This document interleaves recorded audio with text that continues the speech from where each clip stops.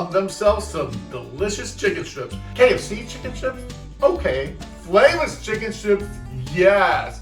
Let me show you how to make Flava's crispy chicken strips. Let's go. Start with our chicken strips. Let's get them in a bowl.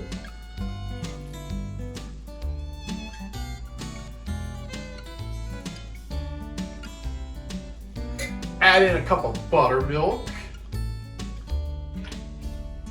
About a half a teaspoon or so of kosher salt. About a quarter teaspoon of pepper. About a quarter teaspoon of garlic powder.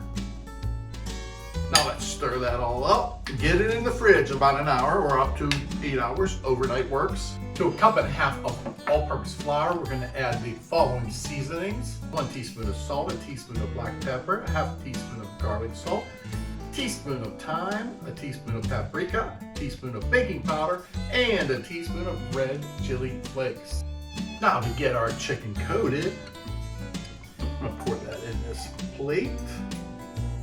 Now we're going to take one of our chicken strips that has been soaking in the buttercream mixture, and we're going to let it drain off a bit, and then we're going to drop it gently. Get that coated.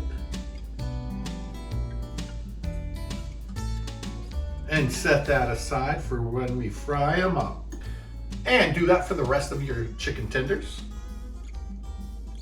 Once your oil hits about 350, 375 degrees, we're going to drop these in, get them cooking.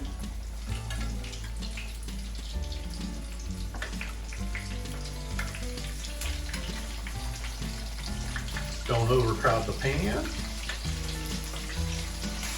We're going to cook these for about 4 or 5 minutes total, a couple minutes on each side.